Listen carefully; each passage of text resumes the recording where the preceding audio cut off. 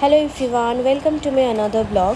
এখানে আমি মাসির বাড়ি যাব বলে তৈরি হচ্ছি। মাসি বলতে আমার মায়ের মামাতো মা ভাই এখানে তৈরি হয়ে গেছে। আর ওই যে আমার সবটা একটু ঠিকঠাক করে আছে কিনা গুছিয়ে রেখে যাচ্ছি। আর এদিকে আমার অজান্তেই ক্যামেরাটা চালু করে দিয়েছিল। সেই সময় আমি একটু চেঁচামেচি করতে ব্যস্ত ছিলাম, কারণ সব চারিদিকে অগোছালো দেখে আমার মাথাটা একটু খারাপ হচ্ছিল। তো আমি একটু গুছিয়ে ঠিকঠাক করে রেখে যাচ্ছিলাম। আর এদিকে ভাইও রেডি হয়ে নেমে এসছে। আর ওকে দেখুন, আমার হাত ব্যাগটা ওকে ধরিয়ে দিচ্ছে যে আমি হাতে ফোন নিয়ে আছি, আমার অসুবিধা হচ্ছে নিতে। আর ওর মুখটা দেখেছেন একবার। আমাদের সাথে মামও যাচ্ছে। আর এই যে আজকে গন্তব্যে পৌঁছাতে আমাদের সাহায্য করবে বলাই মামা। বলাই মামা বলতে আমার মামার ফ্রেন্ড হয়, তো সেই হিসাবে আমিও মামাই বলি। আর ওই যে ভাই সামনের সিটটা দখল করে নিচ্ছিল। আমি তো ওকে বললাম যে না, আমি কিন্তু বমি করে দেবো মাঝ রাস্তায়।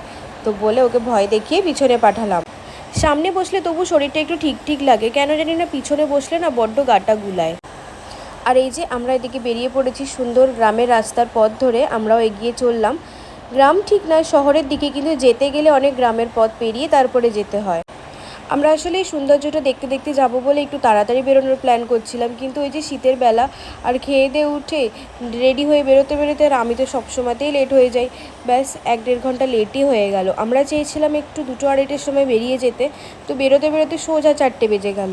আর 4টে বাজা মানে আধ ঘন্টা পর থেকেই সন্ধে হতে আরম্ভ হয়ে যায়। কত যুগ পর যেন এইসব গাছপালা, এরকম ঘর, জলা জমি দেখতে পাচ্ছি, দেখে যেন কি ভালো লাগছে। আমার জানেন তো, ছোটো থেকেই প্রকৃত দেখতে এতই ভালো লাগতো, সেই জন্যই হয়তো আমার ডেস্টিনি ফ্ল্যাটের ভেতরেই হয়েছে। ওই যে বলে না, যার যেটা পছন্দ তার উল্টোটাই সবসময় হয়। ওইদিকে মা আর মাম গল্প করছে, আর আমিও এখানে সিন সিনারি দেখতে দেখতে চলুন পৌঁছে যাই।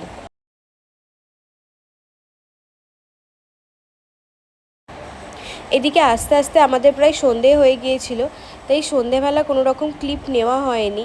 আর এই সকালে ঘুম থেকে উঠেই দেখুন যে মাসি দেখছি এত সবজি নিয়ে বসে পড়েছে। আর এদিকে মা ফোন করেছে পাপাকে, খোঁজ নিচ্ছে কি করছে না করছে। মা এখানে এলেই কী হবে, কিন্তু পাপার জন্য তো মন ছটফট করে ওখানে। আর ওইদিকে মামও দেখছে। সবাইকে টিফিন খাওয়া হয়ে গেছে, আমি সবে ঘুম থেকে উঠলাম। আর এই যে বোনেদের গল্প চালু আছে এখানে।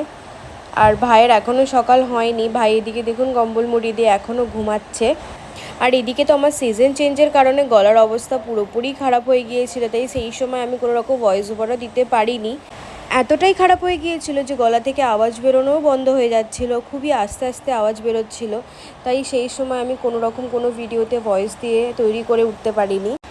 আমার মেসো জানেন তো, অনেক দিনটা পরেই আমাকে দেখলো আর ভুলে গেছে আমার ভয়েসটা কীরকম। আমাকে জানেন তো জিজ্ঞেস করছে তোমার কি এরকমই ভয়েস।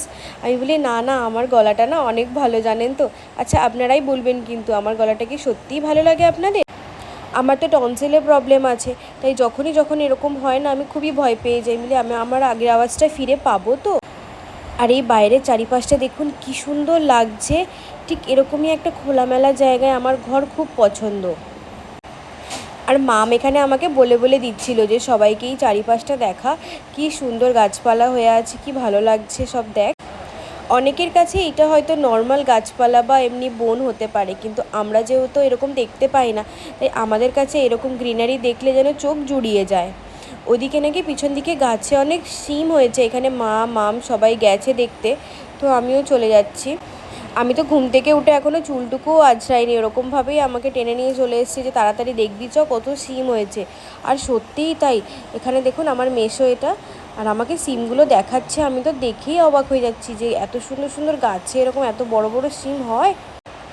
কি চওড়া চওড়া আর কি মোটা মোটা সিম হয়েছে। এটা কিন্তু মেসো চাষ করেনি, এমনিই হঠাৎ গাছটা হয়ে গিয়েছিল, তো সেই থেকে মেসো একটুখানি আলাদা করে বেড়া দিয়ে দিয়েছিল। আর তার মধ্যে এত নাকি গাছ ছেয়ে গেছে আর এত সিম হয়েছে। মেসো বলছে মেসো নাকি সিম তুলে তুলে শেষই করতে পারছে না, এত সিম হচ্ছে গাছটাতে। গোড়াটা দেখলাম যে কিছুই নেই তার মধ্যে, ওই যে আপনি আপনি গাছটা হয়েছে, কেউ বসায়নি আর কেউ যত্নও করেনি, তাতেই দেখুন কত সুন্দর গাছটা হয়েছে আর কত শিম হয়েছে। এখানে মামও খালি দেখাচ্ছে ভেতরে ভেতরে, পাতার সাথে অতটা বোঝা যাচ্ছে না, কিন্তু মানে দেখলে ভালোভাবে তাহলে বোঝা যাচ্ছে যে কত এদিক ওদিক শিম হয়ে আছে। আর এখানে একটা থোকা ছিল, পুরো হাড়ে ঘোরে চারিদিকে যেন ভর্তি হয়ে আছে শিম হয়ে। মা খালি দেখছে আর বলছে যে এই সব জায়গায় থাকলে কত সুবিধা হয় এত কিছু বসানো, আমরা তো এসব সুযোগই পাই না। একটু ফুল গাছ যে বসাবো তারই জায়গা পাই না, আবার এত সবজির গাছ তো দূরের কথা। আবার এখানে পেঁপে গাছে পেঁপেও ধরেছে, কি সুন্দর দেখুন। আর এদিকে মেসো উপরে উঠে উঠে দেখাচ্ছে যে কত সুন্দর চারিপাশে সিমটা হয়েছে। তো মেসো বলল কাল যখন বাড়ি যাব তখন তুলে দেবে এক ব্যাগ, তো নিয়ে যেতে সাথে করে। তো এই সুযোগ কি আর ছাড়া যায় বলুন, যখন দেবে বলেছে এত সিম, তাহলে তো নিয়ে যেতেই হবে সঙ্গে করে। এই শীতকালে যে কোনো চচ্চড়িতে শিম দিলে বেশ ভালোই লাগে, আবার শিম সর্ষে করলে তো আরোই ভালো লাগে। আর ওই যে শিম দিয়ে ওলকপি দিয়ে ঝোল করলে সেটাও খেতে কিন্তু বেশ লাগে। আর এইদিকে 3 বোনের গল্প যেন শেষই হচ্ছে না। ওইদিকে দেখি ভাই উঠলো কিনা, ভাই উঠলে একসাথে দুজন মিলে একটু ব্রেকফাস্ট করব। এই যে আমার চোখে এখনও ঘুম ছাড়েনি, চোখগুলো ফুলে আছে পুরো, আর তার সাথে ঠান্ডাও তো লেগেছে প্রচুর। তো ঠান্ডা লেগে দেখুন চোখ মুখ একদম ফুলে গেছে আমার। কোনোবারেই আমার এত ঠান্ডা লাগে না, এবারে কেন হুট করে এত ঠান্ডা লেগে গেল কে জানে। ওইদিকে যাব একটু বাজারে, যেহেতু মাটন হচ্ছে আজকে, তো সেই কারণে আমি গন্ধরাজ লেবু দিয়ে ভাত খাবো বলে এখানে মার্কেটে চলে এসেছি। আর আন্টিটা অবাক হয়ে দেখছে এরকমভাবে ভিডিও করছিলাম বলে। তো আমার এখানে গন্ধরাজ লেবু নেওয়া হয়ে গেছে। আর চারিপাশে এত সবজি দেখি খালি মনে হচ্ছে কী নেব আর কি নেব না, কিন্তু কি করব নিয়ে বলুন, কালকে তো চলে যাব আর সেরকমভাবে খাওয়াও হবে না। আর আজ যেহেতু মাটন হচ্ছে, আর ভাইয়ের জন্য একটু চিকেন হবে, চিকেন মানে ওই যে শুকনো শুকনো করে যে চিকেনটা হয় না, ওটাই একটু করব। তো তাই সবজিগুলো দেখছি আর চোখটাকে জোড়াচ্ছি যে কত সুন্দর সুন্দর টাটকা। হ্যাঁ, এই একই রকম সবজি আমাদের ওখানেও পাওয়া যায় ঠিকই, কিন্তু তার স্বাদের কিন্তু অনেক তফাৎ আছে দেখেছি। এখানে সবজি যেন, আর এই যে মোটা লঙ্কা, এই মোটা লঙ্কাগুলো মা খেতে খুব ভালোবাসে, কিন্তু আমাদের ওখানে পাওয়াই যায় না এই মোটা লঙ্কা। আমাদের ওখানে অনেক বিভিন্ন ধরনের লঙ্কা পাওয়া যায় ঠিকই, কিন্তু ওই সরু লঙ্কাটাই বেশি পাওয়া যায়।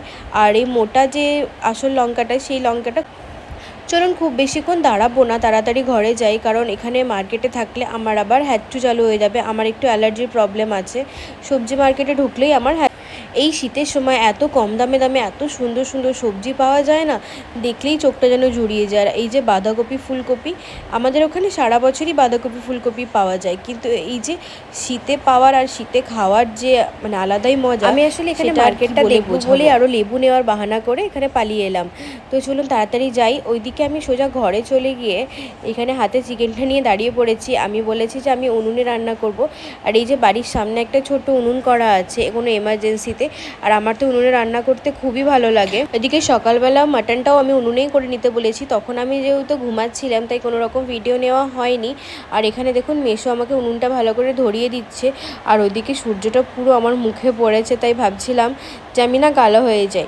তো কদিনেরই তো ব্যাপার, একটু রোদটা খেয়ে নিই, শীতের মধ্যেই রোদটা বেশ ভালোই লাগছে। তো এখানে মেসোর উনুনটা ধরানো হয়ে গেছে, আর আমি এখানে চিকেনটা বসিয়ে দেবো। আর চিকেনটাকে আমি প্রথমে ম্যারিনেট করে রেখেছিলাম, কিছুই না, ওই আদা রসুন পেঁয়াজ বাটা আর একটু কাঁচা লঙ্কা থেতো করে দিয়ে আর অল্প করে ধনেপাতা কুচি করে দিয়ে এখানে আমি ম্যারিনেট করে রেখেছিলাম। আর এই যে দেখুন আমাকে মাসি জিজ্ঞেস করেছিল পুরো তেলটাই দিয়ে দেবো, এমনি না না অত তেল লাগবে না, তাই জিজ্ঞেস করছি ওইটুকু তেলে কীভাবে রান্না করবে, আর পাশে রেখে গেল, বললো যদি লাগে তো। আমি বলছি ওটাই আমার অনেক বেশি তেল, এটাই লাগে না। আর আমি একটা বড় খুন্তি চেয়ে নিচ্ছিলাম, কারণ উনুনের ওই তাপটা আসে, তো একটু বড় খুন্তি না হলে হাতে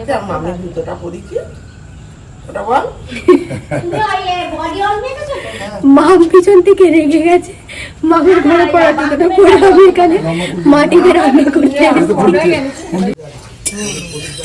আমি এতটা তেল দিয়েছি, তাতেও বলছি যে এইটুকু তেল। আপনারা তো দেখেইছেন, বলুন আমি কতটুকু তেল দিয়ে রান্না করি। চিকেনগুলো এখানে মশলা মাখানো চিকেনগুলোকে আমি একে একে তেলের মধ্যে দিয়ে দিচ্ছি। খুব ব্যস্ততা থাকলে সবকুটু একসাথে ধরেই দিয়ে দিই, কিন্তু এখন যেহেতু একটু টাইম আছে, তো সেই জন্য আমি একটু ভালোভাবেই করছি। আর এটা করলেও ভালো লাগে আর ওইভাবে করলেও ভালো লাগে খেতে। আর এখানে যে দইটা একটু পাতলা ছিল বলে দেখুন অনেকটাই জল বেরিয়েছে, তো সেই জন্য আমি জলটা একটু আলাদা করে রাখলাম। প্রথমে চিকেনগুলোকে আমি তুলে ভালোভাবে নেড়ে নিচ্ছি, আর এটা শুকনো শুকনো হলে তারপরে জলটা দিয়ে আমি এক পিটপিটে, আমার মাসি আমার 4 গুণ বেশি পিটপিটে। আমার মাসি ট্যাঙ্কের জলে বাসন মাজতে ভালো লাগে না, এইখানে বসে বসে বাসন মাজছে। তার কারণ ট্যাঙ্কির ওপরে কাক এসে নাকি পটি করে, কাকেরা এসে বসে, সেই জন্য ট্যাঙ্কির জল অশুদ্ধ হয়ে যাচ্ছে, ওই জন্য ট্যাঙ্কির জলে মাসি বাসন ধোবে না। তো সেই জন্য মাসিমণি এখানে এখন জল এসছে, যে মানে ডাইরেক্ট কলেজে টাইমে জল আসে না মিউনিসিপ্যালিটির, তো সেই জল দিয়ে এখানে বসে বসে বাসন মাজছে। কোনো যুক্তি হয় যে ট্যাঙ্কির ওপরে নাকি কাকে পটি করে, তার জন্য ওই জলে বাসন মাজবে না। দেখুন কষ্ট করে এখানে বসে বসে বাসন মাজছে। আর ভাই বসে বসে আমার রান্না দেখছে। ওকে তো দেখতেই হবে, আমার স্বাদ তো ওকে দিতেই হবে, না আলাদা আমি খেয়েই নেবো। হ্যাঁ এমনিতে সবসময় দেয়, ভাইটা আমার বড্ড ভালো। শোনা ভিডিওর সামনে আনা যায় না, লজ্জা পায়। দাঁড়ান ওদিকে মায়েরা কি করছে একবার দেখে আসি। চারপাশে ক্লাইমেটটা এত সুন্দর লাগছে, সচরাচর এরকম দেখতে পাওয়া যায় না তো, খুব ভালো লাগছে। কিন্তু এই যে রোদরা আস্তে আস্তে চলে যাচ্ছে, এখন খুব বেশি টাইম হয়নি, 2টো বাজে, এর মধ্যেই রোদটা হালকা হয়ে গেছে। দেখি মায়েরা কি করছে।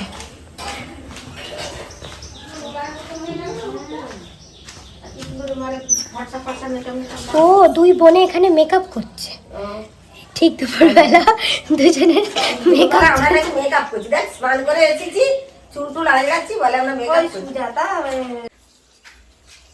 মা এখন লিপ বাম আনতে ভুলে গেছে, তো মামের লিপ বাম নিয়ে এখন মা দিচ্ছে। মাম বুড়ো বয়সে সব রেডি করে রেখেছে, তোর মা মাম বলছে মাম বুড়ো বয়সে সব রেডি করে রেখেছে, আর মা কচি বয়সে কিছু রেডি করে আনেনি। আমার মাম এত হাসায় এত হাসায়, মানে 5 মিনিট কেউ থাকলে ওখান থেকে আর উঠে যেতে ইচ্ছা করবে না কারণ। ওটা ভালো করে একটু অনেকক্ষণ ধরে ঘষলে তবে ওই জন্য আমাদের যে কোনো অনুষ্ঠানে আর কেউ আসুক আর নাই আসুক, মামকে চাই।